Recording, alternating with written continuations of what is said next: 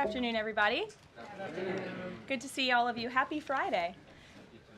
The President looks forward to embarking on his historic return to the Middle East, visiting Saudi Arabia, Qatar, and the United Arab Emirates next week, where he will focus on strengthening ties between our nations. 8 years ago, President Trump's first trip was to this same region of the world, where he introduced his bold peace through strength foreign policy strategy. On that trip, the President laid out his goal of eradicating terrorism and extremism in the region, which he successfully accomplished over the course of his administration with the total defeat of ISIS and the historic signing of the Abraham Accords. Now, 8 years later, President Trump will return to re-emphasize his continued vision for a proud, prosperous, and successful Middle East, where the United States and Middle Eastern nations are in cooperative relationships, and where extremism is defeated in place of commerce and cultural exchanges. This trip ultimately highlights how we stand on the brink of the golden age for both America and the Middle East, united by a shared vision of stability, opportunity, and mutual respect. The President greatly looks forward to visiting with our brave men and women in uniform at our U.S. Air Base in Qatar throughout this trip. Yesterday, President Trump demonstrated the art of the deal and secured a historic trade agreement, despite all of the naysayers who said no deals were coming. That, of course, turned out to be untrue. On the 80th anniversary of Victory Day for World War II, President Trump announced a great deal that provides American companies unprecedented access to the UK markets while bolstering U.S. national security. This trade deal will massively expand U.S. market access in the United Kingdom, creating a $5 billion opportunity for new exports for U.S. farmers, ranchers, and producers. This includes more than $700 billion in ethanol exports and $250 million in other agricultural products like good old American beef.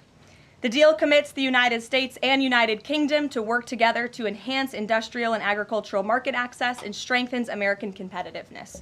Importantly, the deal also ensures streamlined customs procedures for U.S. exports. The UK will also be purchasing $10 billion of American-made Boeing planes as part of the deal. A trade agreement like this between the United States and the United Kingdom was being worked on for many years but continued to prove elusive. But because of President Trump's bold negotiating approach, he got it done.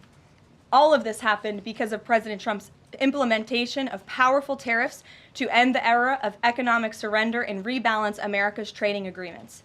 American workers and companies are the best in the world, and they finally have a president who has their backs, fights for them, and delivers good deals that puts them first.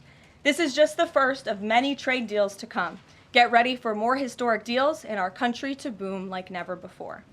On that note, Treasury Secretary Scott Bessent and Ambassador Jamieson Greer will meet with the lead representatives on economic matters from the People's Republic of China over the weekend in Switzerland. As President Trump has said, the United States and China have been talking for some time over the course of the administration, and now teams from both countries will meet in person to continue discussions.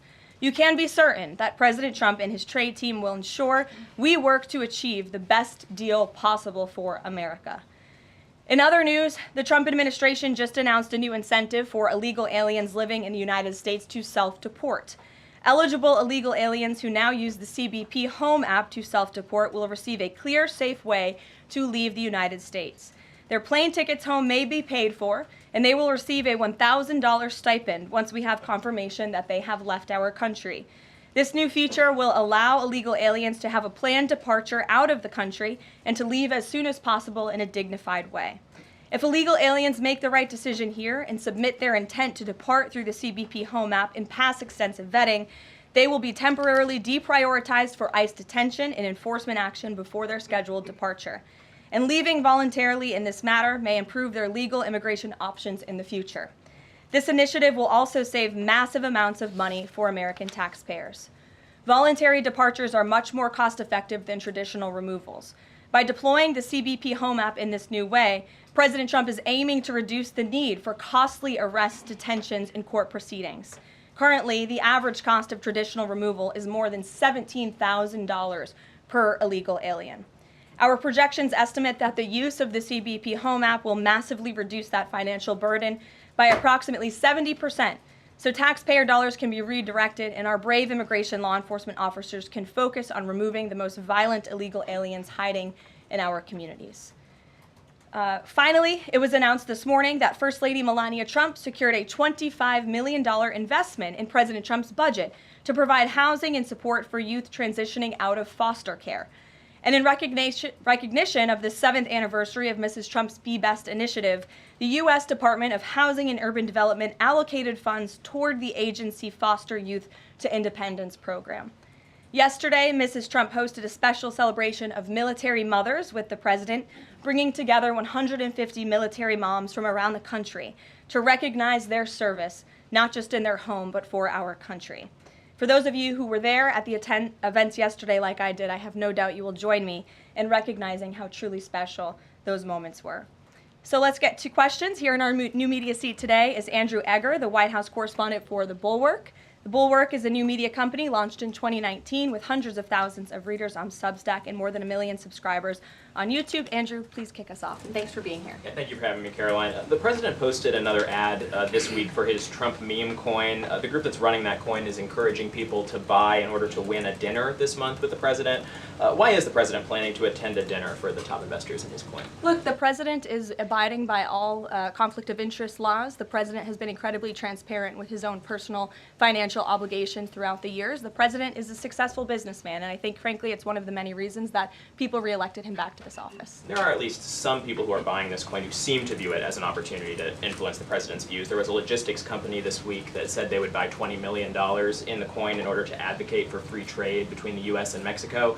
If buyers are buying for that reason, are they wasting their money? Look, I can assure you the president acts with only the interests of the American public in mind, putting our country first and doing what's best for our country, full stop. That's his intention, and that's what he's focused on. Kristen, good to see you here today.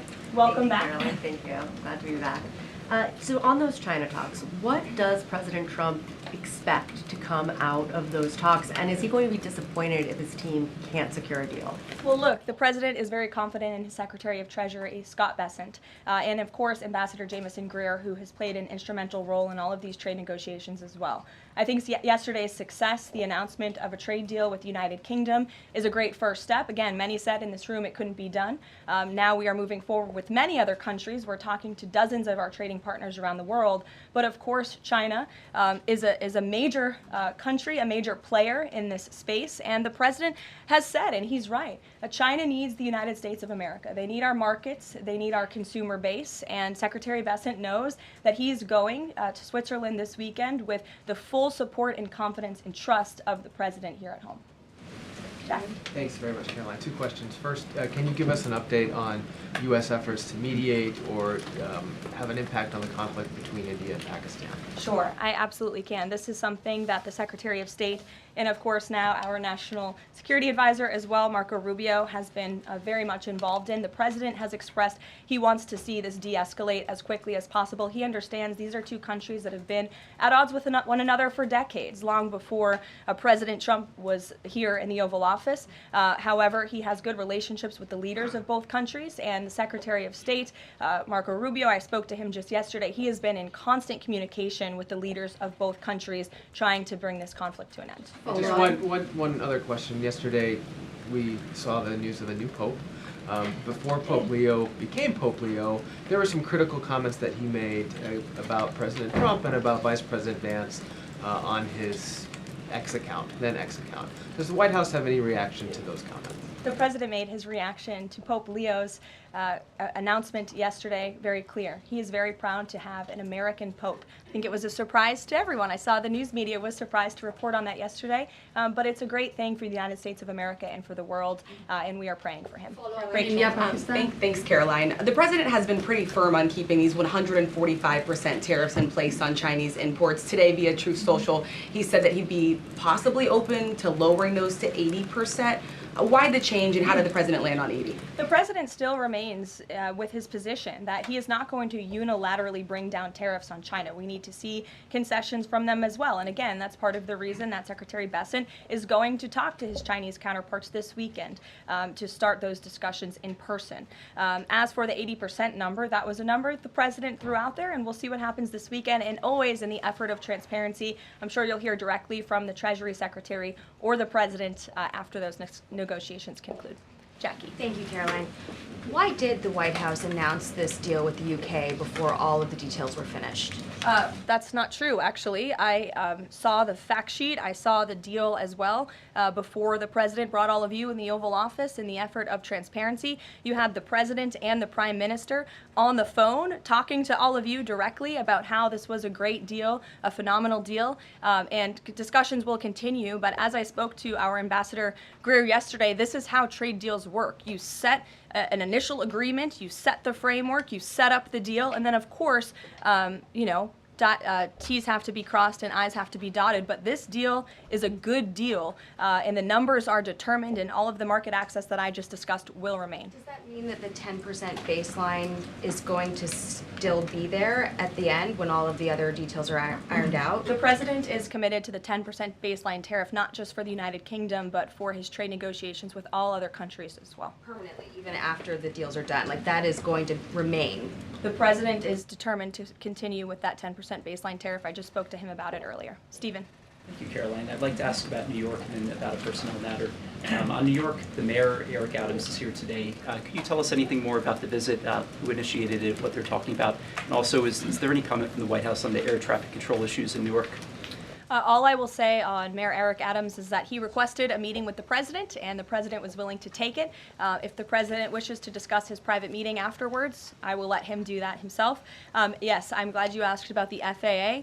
There was a glitch in the system this morning, especially at Newark Airport. As you all know, I spoke to the Department of Transportation. That glitch was caused by the same telecoms and software issues that were raised last week. Everything went back online after the brief outage, and there was no operational impact. DOT and the FAA are working to address this technical issue tonight to prevent further outages, as well as install new fiber from Newark Airport to Philadelphia. And the goal is to have the totality of this work done by the end of the summer. I want to add that this outage at Newark Airport speaks to why the Secretary of Transportation yesterday made a massive announcement in investing in our aviation safety and our telecom system. There's a 4-part infrastructure plan that was released by the Secretary of Transportation yesterday to improve communication, surveillance, automation, and their facilities. They want to replace the antiquated telecom systems with new fiber, wireless, and satellite technologies, replace more than 600 radars, which have gone way past their life cycle, and address runway safety. They want to build 6 new air traffic control centers for the first time since the 1960s and replace towers as well. They want to implement new modern hardware and software for all traffic facilities to create a common platform system throughout the towers. These are much needed changes. This is a very bold plan by the Department of Transportation. I think it's unfortunate that the previous administration sat on their hands and did nothing, but how grateful we are that we have a Department of Transportation and a secretary and a president who's willing to take bold action and change. And the personnel matter, Caroline, could I ask? Thanks, Caroline. Just going back to India, Pakistan, can we expect President Trump to get in touch personally with the leaders of those countries to try and de-escalate this situation? If and when that happens, we will certainly let you know. Natalie. Thanks, Caroline. Sure. I have a question about the Middle East trip. Will any of the president's family members, like including Don Jr., Eric, or Jared Kushner, be joining him on the trip? I am not tracking any of the president's family members joining us at this time, but of course, the first family is welcome to come. I hope they would. They're great people, great to be around, but I'm not tracking them on the manifest. And given that you noted he is a successful businessman, do you know if the president has any plans to meet with any of the folks involved with any of the family businesses over there, or see any of the sites that are going to be Not to my knowledge, and let me just get to the premise of your question that both of you have raised. I think it's frankly ridiculous that anyone in this room would even suggest that President Trump is doing anything for his own benefit. He left a life of luxury and a life of running a very successful real estate empire for public service, not just once, but twice. And again, the American public reelected him back to this White House because they trust he acts in the best interest of our country and putting the American public first. This is a president who has actually lost money for being president of the United States. I don't remember these same type of questions being asked of my predecessor about a career politician who was clearly profiting off of this office. That is not what President Trump does, and this White House holds ourselves to the highest of ethical standards. Phil. Thank you. There's this Reuters report that the U.S. is in talks with Israel about an American-led post-war administration in Gaza. Is that accurate? Are these talks ongoing? We are in constant communication and dialogue with our counterparts and our allies and friends in Israel. Ron Dermer was here at the White House yesterday meeting with members of President Trump's team. As for the situation in Gaza, the president and his entire national security team have made it very clear we want to see the hostages released from Gaza. That is a priority for this administration. As for what that looks like, and even moving beyond that, I'm not going to get into the details of plans that frankly may or may not have even been proposed, but I can emphasize what the president holds closest in his heart right now, and that's the release of all of the hostages in Gaza. And then there's been some conservative pushback to some of these salt tax, the salt tax cap. For instance, Majority Leader Steve Scalise said that bringing back the state and local tax deduction would essentially mean, quote, 45 states are subsidizing 5 states that have very high taxes imposed by leftist governors. Is he wrong? Is it fair to ask red Indiana to bail out blue New York? Well, look, this is an ongoing discussion on the Hill. There's a lot of disagreement on Capitol Hill right now about the SALT tax proposal, and we will let them work it out. As for the tax provisions in the reconciliation bill, the priorities of this president, he has made them incredibly clear. No tax on tips for our hardworking service workers, no tax on Social Security for our well-deserving seniors who have worked their whole lives to pay into this system, no tax on overtime for hardworking Americans as well, and there's a plethora of other priorities the president wants to see in this bill. Anyone who opposes this bill will be opposing the largest tax cut in American history. They will be voting to raise taxes by the tune of $4 trillion on the middle class of this country, and we look forward to holding them accountable for that. Everyone on Capitol Hill on both sides of the aisle should be supportive of the president's tax priorities. Follow up on that? Go ahead. Sure. Go ahead, and then I'll go to your follow-up. Thanks, Caroline. I want to follow up on the Truth Social post. So the president's saying 80% tariffs could come down. Just an announcement would be enough to lower those tariffs. Is that what he's looking for from the Chinese concessions? That's not what the president said. He said that an 80% number may sound good to him, but again, he's in constant contact with our Secretary of Treasury, who will be leading these negotiations this weekend. And historically, the Chinese have made the meeting itself a win.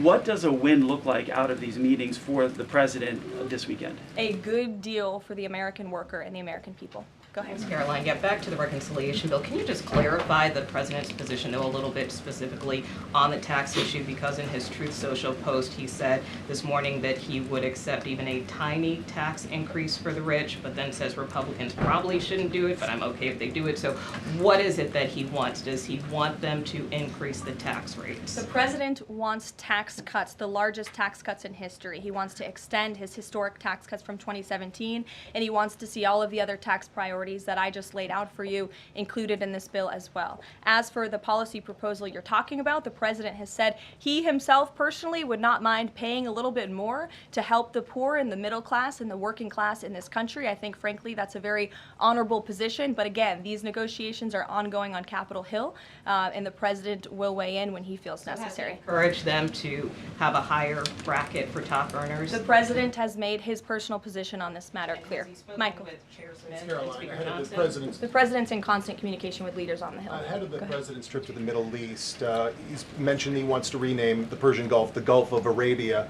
Iran is now saying that doing so will bring the wrath of all Iranians. Can you talk about the support that the Gulf of Arabia has in the region and why this is important to the president? Well, first of all, the president has said he hasn't made a determination yet. That was in the news that you guys all asked him about it, and he said he wasn't quite sure. So he hasn't made a definitive decision on that yet. And secondly, Caroline, the president has shown support for South African refugees that are coming to the United States next week. Can you talk about what these refugees are fleeing and why this is a priority for the administration? Well, the president has actually signed an executive order on that matter. My office can get it back to you, Michael. But this group in South Africa has faced racial persecution. In fact, the government there has vowed to take away their farmland that they own. And so the president has talked significantly about this. As for further details on refugee claims and asylum claims, I would defer you to the State Department. Can I follow up on that? Go ahead. No, in front of you. Thanks, sorry. Sure. Thank you, Caroline. Does the administration have any response to the news today that a federal judge has ordered the immediate release of Rumeysa Ozturk from detention, and particularly his comments that the government submitted no evidence other than an op-ed that Ozturk wrote last year? I will have to check in with the Department of Homeland Security on that particular case, but I think our overall feeling, we've made quite clear that lower level judges should not be dictating the foreign policy of the United States, and we absolutely believe that the President and the Department of Homeland Security are well within their legal rights to deport illegal immigrants. As for visa revocations, the Secretary of State has the right to do that as well. It is a privilege, not a right, to come to this country on a visa, but I'll check in on the specific case. My office will get you details. Sure. Caroline, yesterday the administration appears to have started dismantling the Consumer Product Safety Commission. This is the federal agency, an independent one that does recalls and is responsible for product safety. Does the administration not believe that it's important, to keep toys and cribs? I mean, you're a young mom, off of the product of the market. It's a federal agency within which branch? It's the executive branch. Who's the head of the executive branch? The President of the United States. Created by Congress. He has the right to fire people within the executive branch. It's a pretty simple answer. Francesca. Thanks. One foreign policy one and then a domestic policy thing if I could. As far as the president's trip goes next week, is he planning to meet with the FIFA president in either Saudi Arabia or Qatar? And if so, could you give us some more details about that? The president has quite a few meetings with many people when he is there. We can certainly check at the itinerary and let you know if the FIFA president will be there next week. Frankly, I'm not quite sure, but we can certainly get you an answer. As you know, the president attended a FIFA task force meeting at the White House this week. And on the domestic front, could you explain why the FEMA administrator was removed from his position this week? Look, this is a personnel matter in regards to the Department of Homeland Security, but my understanding is that this individual testified saying something that was contrary to what the president believes and the goals of this administration in regards to FEMA policy. And so, of course, we want to make sure that people in every position are advancing the administration's goals. But as for specifics, I defer you to the Department of Homeland Security. We leave it up to our great cabinet secretaries when it comes to personnel matters. Sure, in the back. Thank you. Aid hasn't gone into Gaza in 10 weeks. Israel says that this is a policy to pressure Hamas in the negotiations, in the ceasefire negotiations. Is this a policy that this administration supports?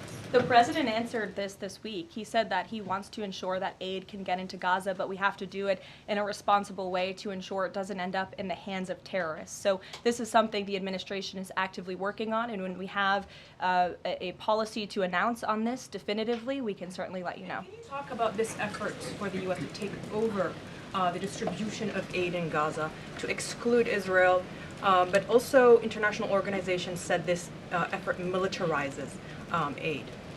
I would reject that characterization by whatever groups you are citing. Kelly.